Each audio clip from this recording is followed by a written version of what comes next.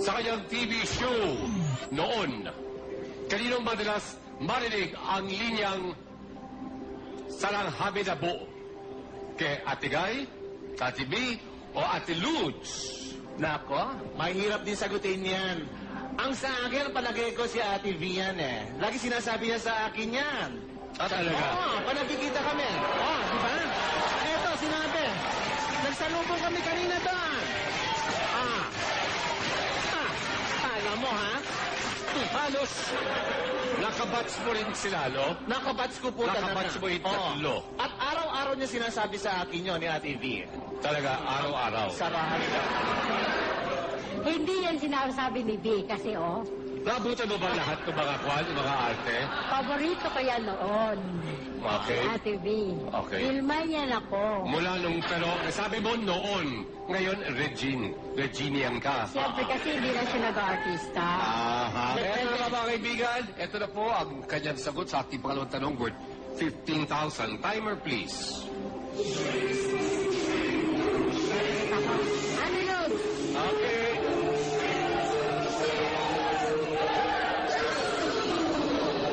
Ang sagot po ni Miss Arlene Ignacio ay Ate Luz. Nako. Kumontra doon sa sinasabi mo. Tinuruan ka na kita, Arlene, ha? Okay, ito na po. Alamin po natin si Ma'am Kuya po ay sa Polo Sablay for 15,000. Sapol! Sapol! Sapol! Sapol! Sapol!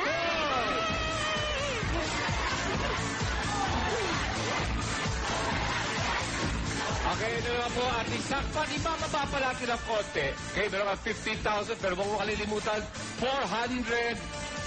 Sali yan, 475,000 ang lamang. Ready ka na sa next level? Yes.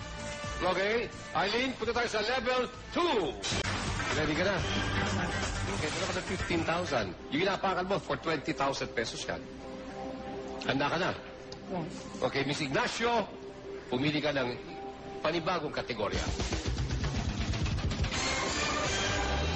Number, please.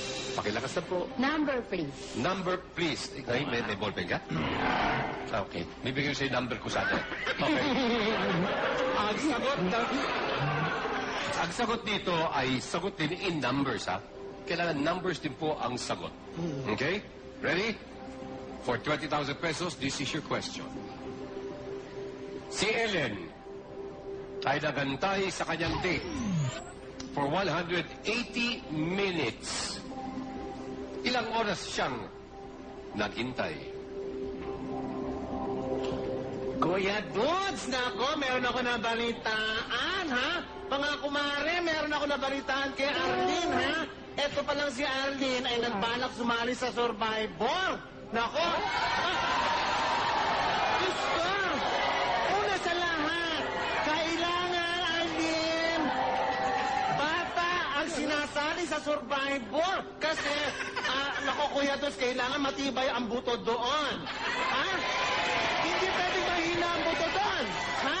Kailangan malakas at dapat physically fit. Ano ba ibig sabihin ng physically fit? Ibig sabihin nun, dapat matibay ang paa mo. At Arlene, dapat mo malaman, may mga criteria kinakailangan doon. At para malaman ang criteria para sumali sa Survivor, panoorin natin si Justin. Nanay Arlene, balita ko, nag-audition ka daw sa Survivor. Yes. Alam mo, kaya ka hindi nakuha kasi first of all, unang-una dapat, yung age. Dapat syempre medyo bata ka kapag sasali ka ng Survivor kasi syempre palakasan yun, di ba? Pangalawa, dapat mayroon kang celebrity factor. Katulad ko, tingnan mo, parang celebrity lang, di ba? At syempre pangatlo, dapat physically fit ka. Nag-gym ka katulad ko para alam mo na sa challenges malakas ka. Yan ang mga hinahanap sa Survivor para mag-get ka. Hayaan mo. Bako natin yung 625,000. Sasamahan kita. Bibili tayo ng celebrity factor at bibili tayo ng gym. Yes. Kaya natin yan. Okay. Ayan sila. Kanina pa yan, Arlene. Arlene, wag ka masyadong sasakay at baka mamaya makakalimutan mo kung bakit tayo nandito. Okay. Meron ka ng kwan? Nasagot ka na? 20,000 pesos lang nakataya rito. Okay. Bibigyan ka namin ng 7 seconds for 20,000 pesos. Timer, please.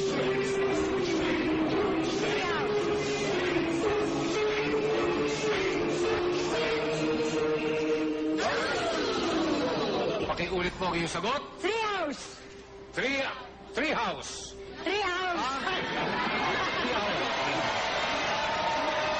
Hours. 3 hours. 180 minutes. Yung tinatanong natin ilang Yes. oras yun. Okay? 3 hours. Si Ma'am, yan ba eh, sa pool o sa blay? Tapon. Tapon.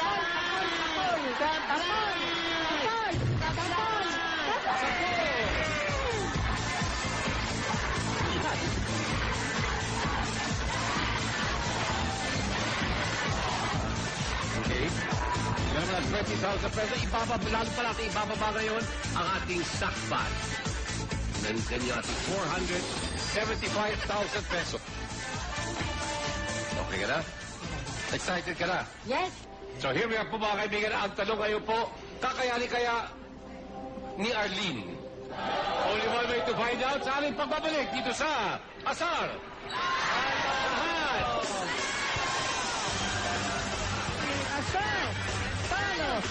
Mga kaibigan, babalik po ang ating Asar Talo. Kasama po si Miss Arlene Ignacio taga Malabon. At congratulations so far, meron na kayong 3 correct answers. Okay, meron pa na 20,000 pesos. Apat na lang, maaari mo lang makuha ang 625,000 pesos kung hindi kayo makakamali at hindi kayo gagamit ng aming salbabida. Na meantime, balita ko meron ho kayong mga kasama tuloy. Sabi sa akin ay yung angel na si Nina Podoka. Hello! Magandang umaga, Gods! Hello! Nandito ko kasama ko ang kanyang pamangkin at kumare, siyempre ang kanyang anak. Hi, Eric! Hi, baby Eric. Hi, hello. Ha? Mas soft-spoken yung anak mo, Lina. Paano yan, Eric? Rick, baka meron ka gusto sabihin sa mama mo. Mami, alam ko kaya mo yan. 4 questions na lang. Naiyak na ako. Iba makasama po ni Eric dyan, yung mga kumari mo? Yung pong kasama, yung iba po, mga pamangkin ko. Mga pamangkin. Tapos may dalawa po akong kumare dyan. Kumari. Mananatili dyan si Eric, yung mga pamangkin at ang iyong mga kumari para bigyan ka ng suporta dahil tamang na si Eric. 4 na tanong lang sa iyo ng ating grand prize. Okay? Eric, maraming salamat. Huwag sana kayo alis dyan. Eric? Yes, sir, thank you. May sasabihin pa daw po siya. Ay, sorry Eric, sorry. Sige. Mami, manalo ba talo? At least natupad mo yung pangarap mo. Diyan ka lang. I love you, Mami. Love you to, anak.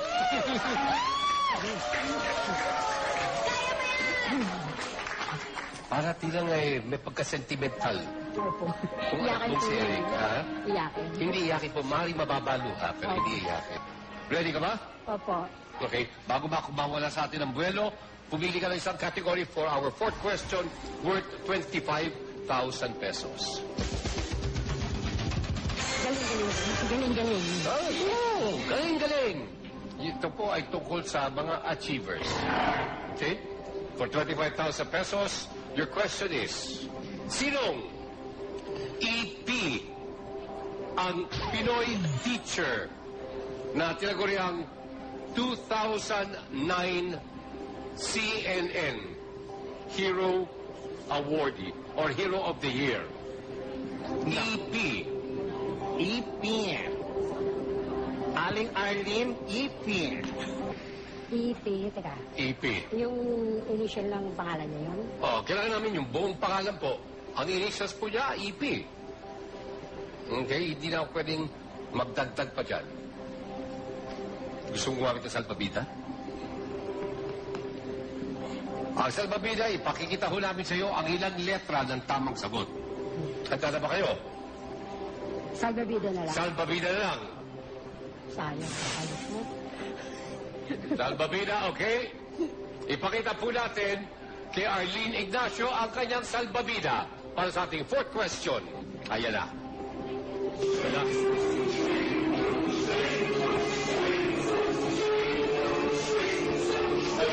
Arlene, nasimat ka?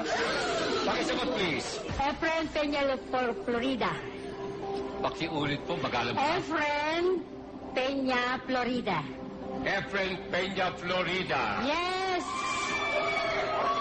Well, tanungin po natin si Simang. Simang, Efren Peña, Florida. Sapol! Sapol o Sablay?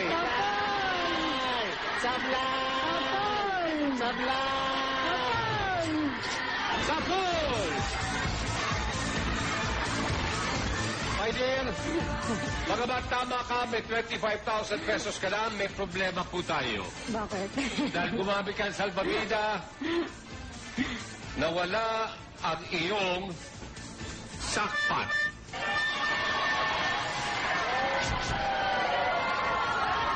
Dito kasi inisip. Sayang. Sayang. Alam mo naman pala eh. Alam ko yun eh. Eto, maraming salamat, Ella. Ito kasi si Billy. Okay, itapo mo na. Okay, wag mo nang isipin. Tapos na yon. Meron ka 25,000. Dilipat naman tayo ngayon sa ating next level for question number 5. Ready ka na? Ready? Ready. Arlie, halika na. Sa level number 3. Okay. O, ba't parang bila ka nalungkot? Kasi... Wala man yan, malaking pera pa rin o malaking halaga pa rin ang 150,000 pesos. At makakabit mo yun kung sasagutin mo ang 7 questions sa atin. Okay? Meron ka ng 4. Ito po yung pang-5. Ito ang ating next category, Miss Arlene.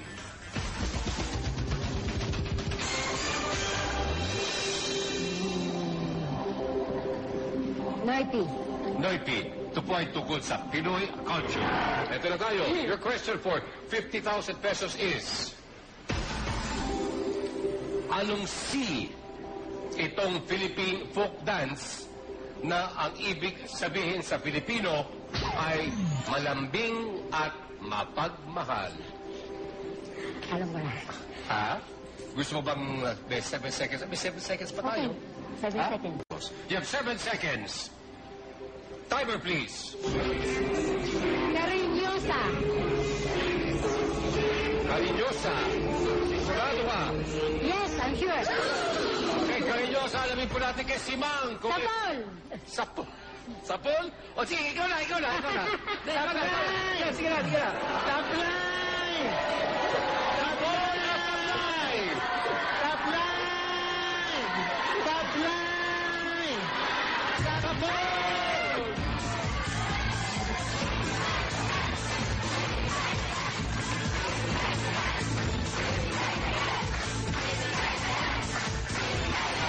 Lagi kita mo. Tama ka, no? Alam mo kaagad, ano? Cariñosa. Okay, eto kayo. Kailangan ko Sayang. sagot sa ito. Meron, 5th question yan. Dalawa na lang.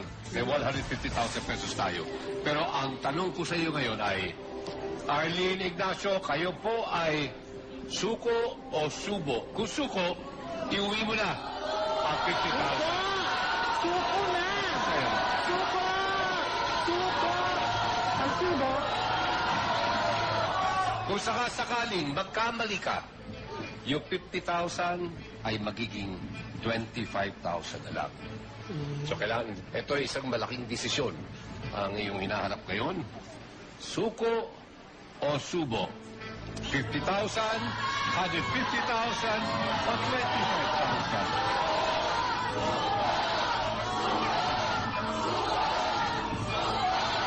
Subo. Sagot mo? Subo. Subo! Nakumpang si Arlene at sinasabi niya, kakayanin niya ang 150,000 pesos. Alamin nga natin kung tama siya. When we come back dito sa Asar Talo!